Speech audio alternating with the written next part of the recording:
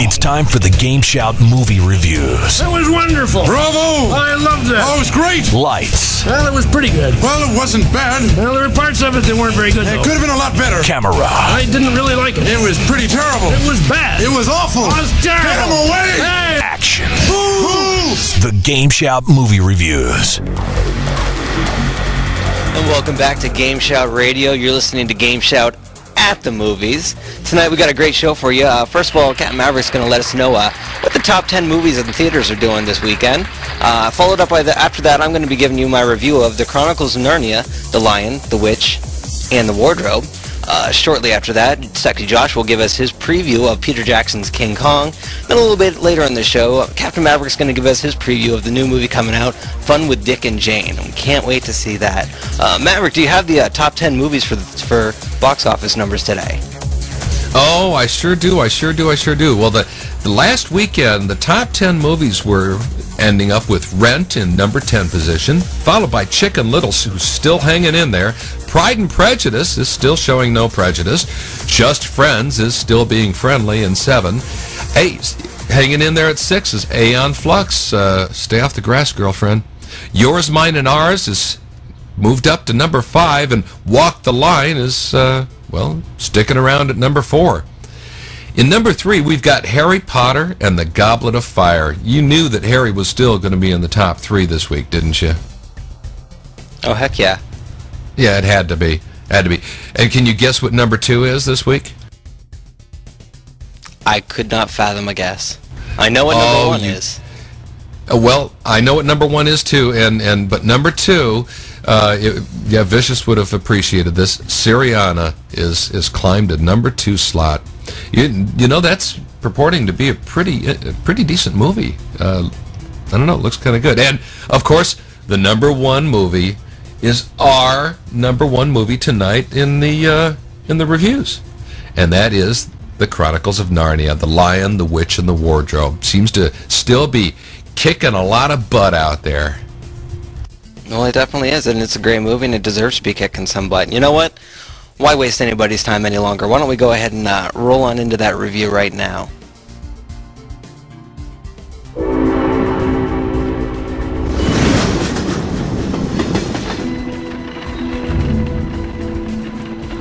Mrs. McCready. I'm afraid so. The professor is unaccustomed to having children in this house. And as such, there are a few rules we need to follow. There will be no shouting or running, no sliding on the banisters, no touching of the historical artifacts. And above all, there shall be no disturbing of the professor. 96, 97, 98, 99, 100. Ready or not, here I come.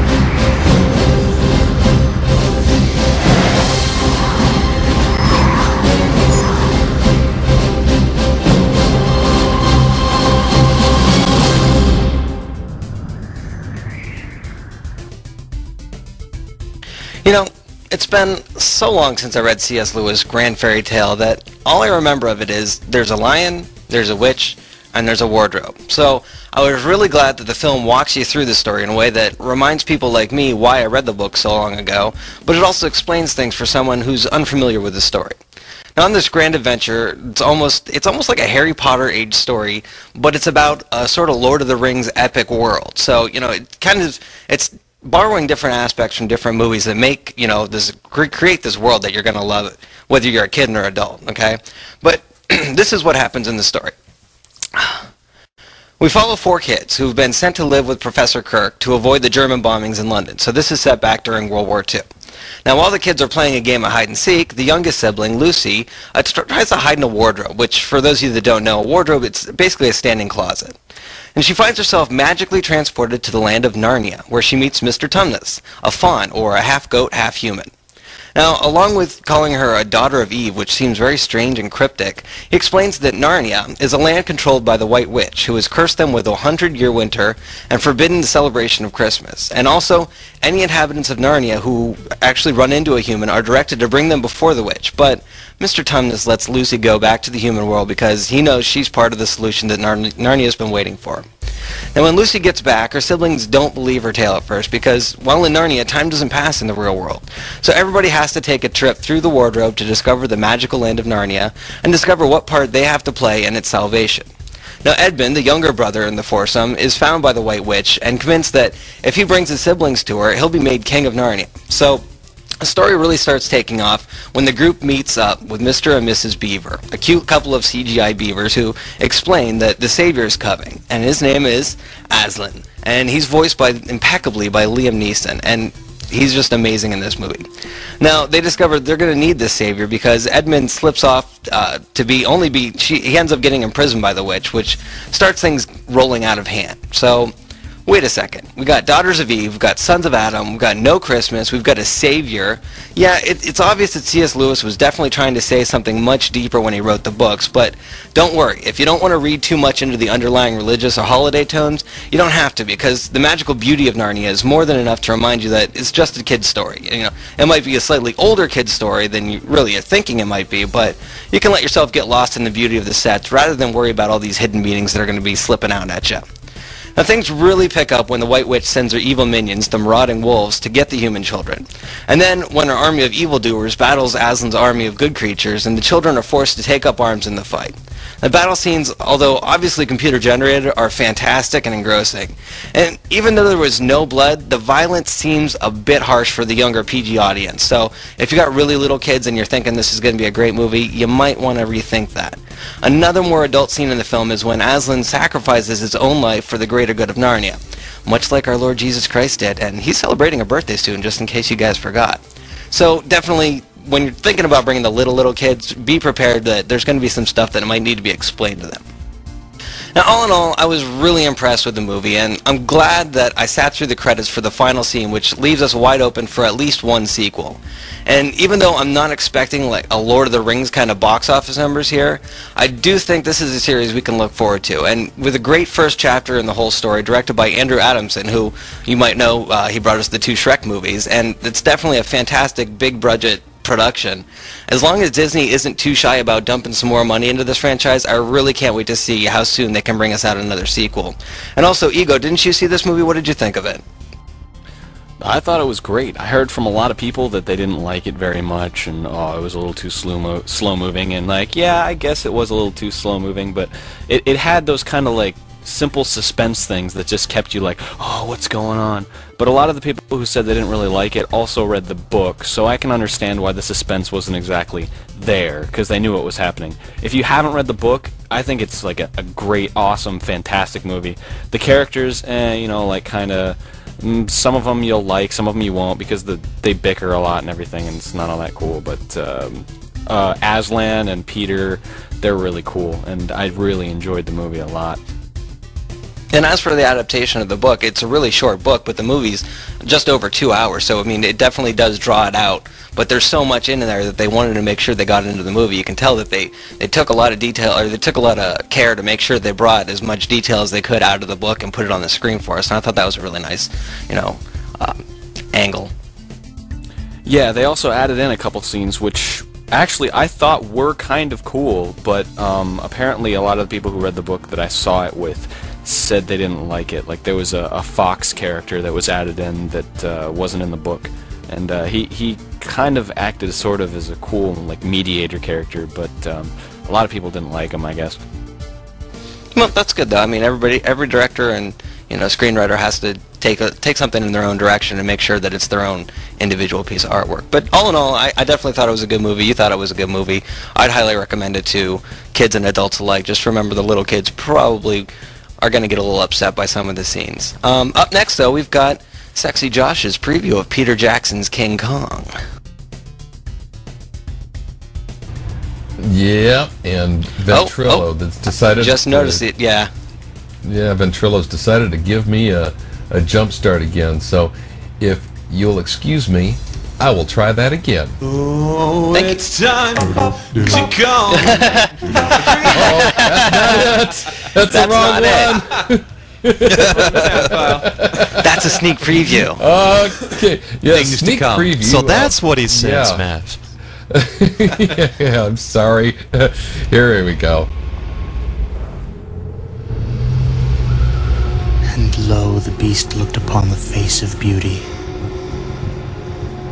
and beauty stayed his hand, and from that day forward, he was as one dead.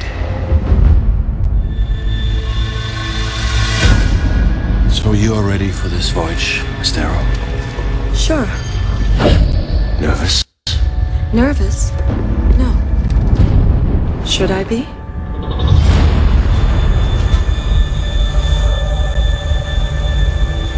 Imagine, if you will, an uncharted island, thought to exist only in myth. Wall! There's a wall ahead!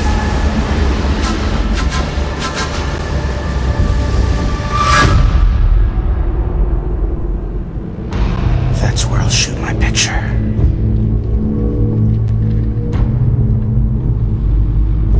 It's deserted. Of course it's deserted. The place is a ruin.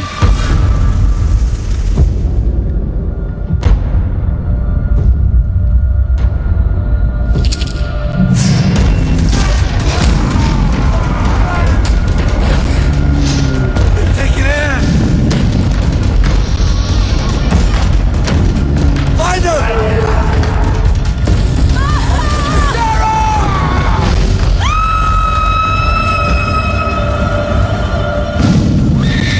Behind the wall! You saw something. What took her, Carl? If you haven't found her in 24 hours, there'll be nothing left to find.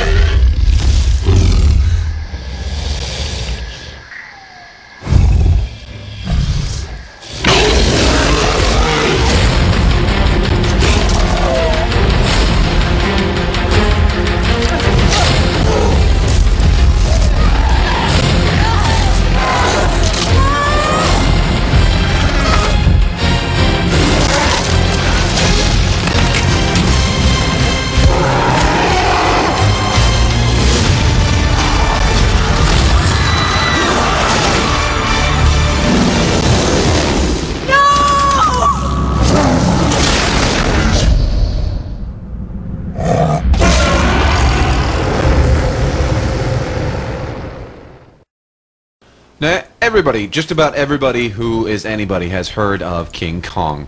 It has a history that dates almost 100 years back, more like 70 to say the least. But before I go into this, you got to kind of understand the history behind Kong. Back in 1933, the original King Kong was released. It was an expedition explores a remote island with a gigantic ape deity known as Kong. Kong falls in love with the beautiful actress who accompanies the expedition when she is offered as a sacrifice. She's rescued. Kong is captured and taken to New York for exhibition. Kong breaks out of his cage and tries to elope with the actress.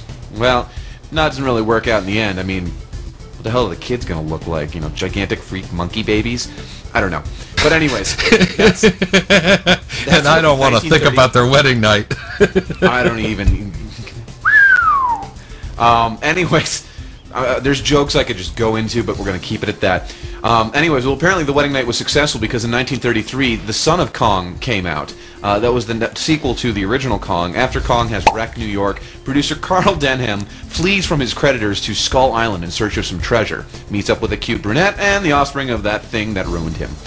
So, alright, now we got the sequel to the original King Kong. It's true, folks, they did do sequels back then. Alright, let's go like about almost 20 years, or 30 years later. King Kongo Tai Gohira, which is King Kong vs. Godzilla, came out in 1962. In the waters off Japan, Godzilla, long thought destroyed, breaks out from an iceberg and heads towards the Japanese mainland. Meanwhile, the head of Tokyo Television Company dispatches a crew of Faroe Island to capture the mysterious god that is reported to live on the island. So forth and so on. They grab giant monkey. He fights giant salamander. Things go crazy. Movie's a hit. All right. So from 66 to 69, we had King Kong, the TV series, and 67. King Kong no Gayakushu. King Kong escapes, and Japan is hits in 67. In 1976, we have our first remake of King Kong. See, this was a big budget remake starring Jeff Bridges and René Auberjonois, who is actually known as Odo from Star Trek Deep Space Nine. However, the films left out the prehistoric creatures from the original and changed the film crew to an oil expedition. It's basically the expedition of Petrox companies exploring for oil. They arrive at Skull Island, where a giant ape, King Kong, is worshipped by the natives. A shipwrecked woman is captured by the natives and offered as a sacrifice to Kong, who falls in love with her. Woman is rescued. Kong captured for exhibition in the U.S. Kong escapes captivity to elope with model. Same thing as always. Now and then in 86 we had King Kong Lives. In this sequel to King Kong... Now this is the one... I just love this one because it's just so ridiculous. In this sequel to King Kong, the injured Kong has spent the last 10 years in a university research center outside Atlanta in a coma. A big game hunter discovers a female Kong in the jungles of Borneo and transports her to the research center for a transfusion that will enable King Kong to have, get this, an artificial heart transplanted. One big-ass artificial heart transplant. Romance blooms between the two Kongs, and they make a bid for freedom. So, this was starring Linda Hamilton and featuring Lady Kong, which I'm not even going to go into different jokes on that one. Okay, so now we've gone to the entire history of Kong.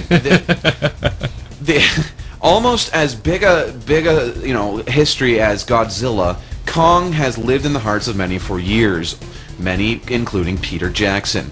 So now we have King Kong 2005. A film crew filming a movie on an uncharted island stumble upon many strange, dangerous creatures, including Kong, a giant ape who captures the lead actress. Alright, the names haven't changed since the original one. We have, Ann Darrow being played by Naomi Watts, Carl Denham, who's being played by Jack Black. He's the movie director who's brought them all to this island to shoot this film that Ann Darrow now gets, captured by Kong from as she's put on there. Jack Driscoll is played by Adrian Brody. Jack is the heartthrob of Ann Darrow, and they fall in love. He saves her. Blah blah blah blah blah. King Kong is actually played by Andy Serkis. That's right, Andy Serkis. You may remember him as Golem. He's playing King Kong in this film, and definitely points off his definite weird just acting abilities to play anything from small, lanky, weird, and yet creepy-looking creatures to giant, well-hung apes of mass proportions. And he also plays Lumpy the Cook. God, Andy, you rock. So this is King Kong in a nutshell. I mean, if you don't know what the original Kong, the story pertains to, then you've been living under a rock for most of your life. Everybody knows that King Kong, scales the Empire State Building, and ultimately, I'd hate to say I'm ruining the ending, but again, it's a remake of something that people already know. There's a ride based off of this in Florida, for Christ's sake. It's King Kong, big monkey, falls off building, plane swatting, but dinosaur hitting. It's awesome. You got to see the film.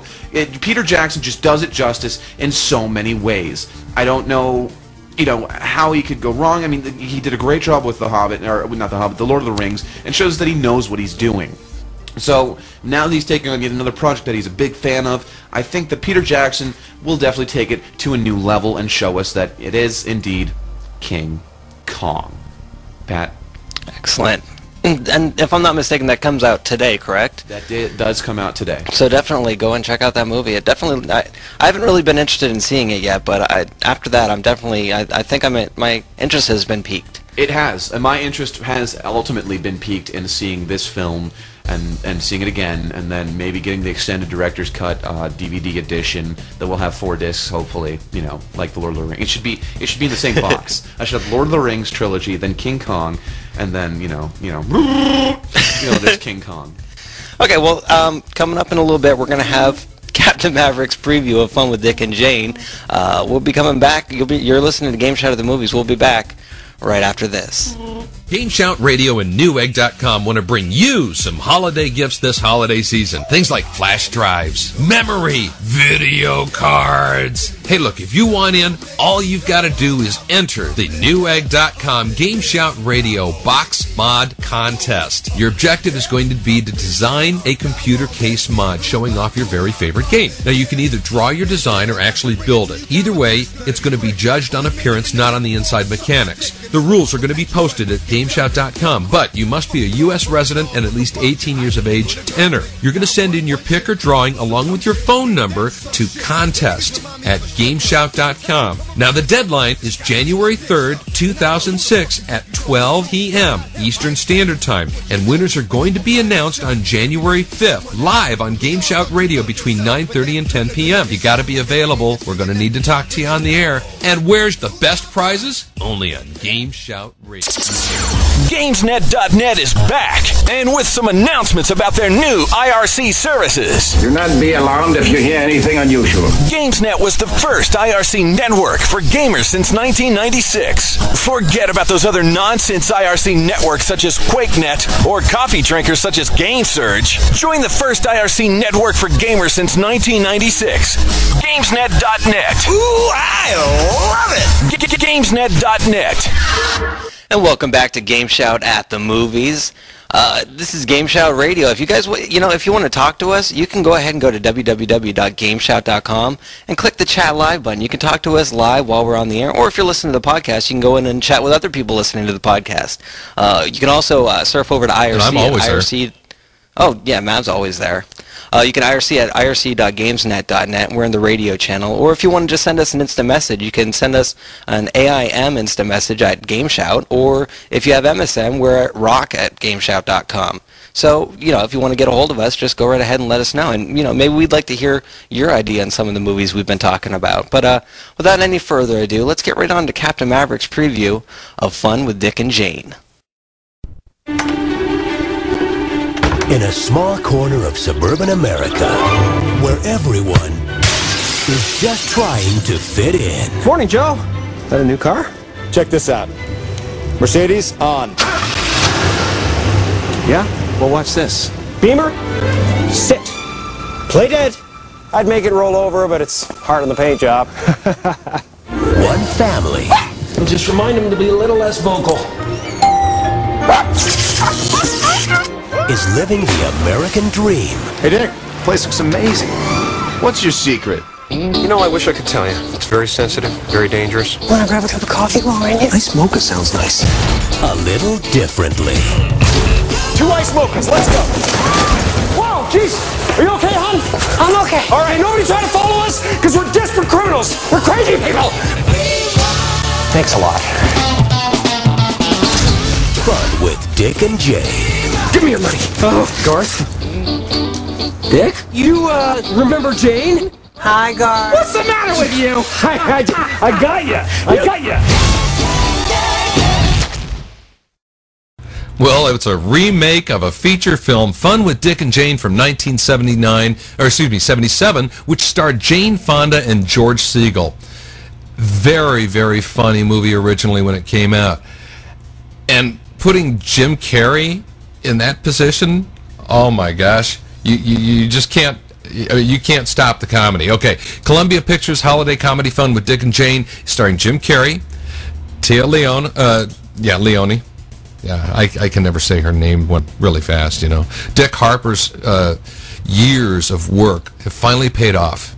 He's promoted to Vice President of Globodyne and is a worldwide leader in consolidation of media properties. Dick, he's been waiting patiently for almost 15 years to become vice president at GloboDyne.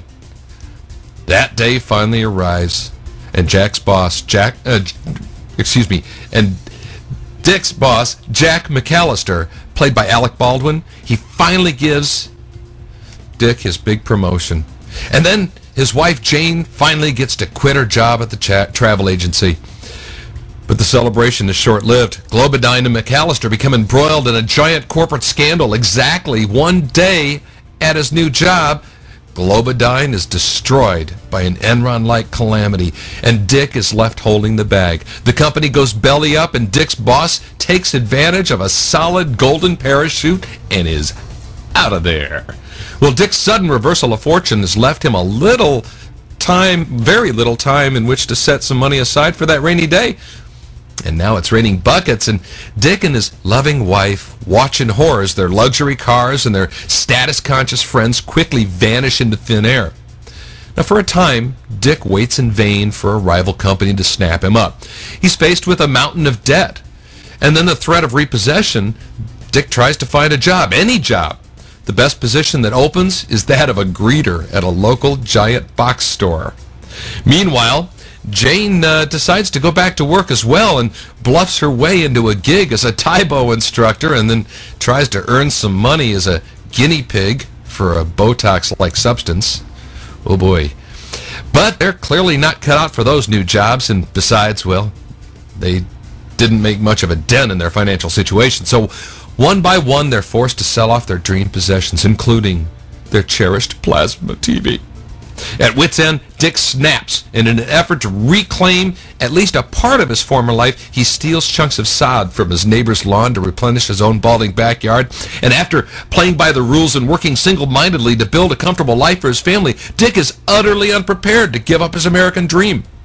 Taking a lesson from his his corrupt corporate employer, Dick hits on a brilliant idea. If stealing's good enough for his boss, well, then it's good enough for him. So before long, Dick and Jane have embarked on a series of nighttime robberies, leaving their 6-year-old son, Billy, in the care of their faithful housekeeper, Bianca. And for a time, the excited and invigorated by their new lives as latter-day Bonnie and Clyde, now using their newfound skills, he and Jane exact hilarious revenge and teach big business a lesson.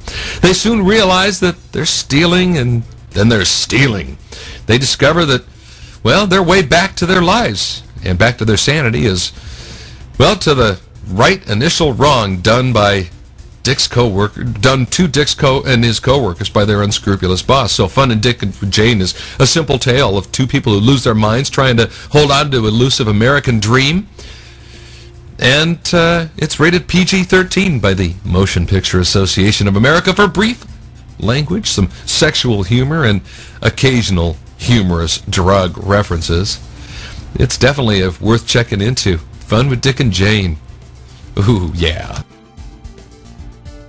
Thank you very much, Mav.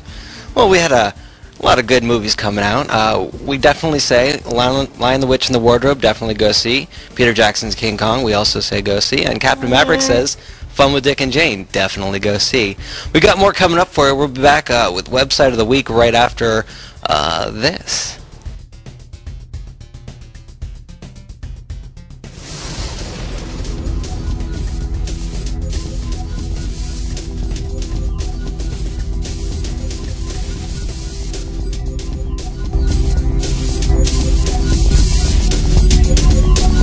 This is GameSHOUT Radio, the #1 talk game station in the world. Visit GameSHOUT.com for more info. GameSHOUT. GameSHOUT.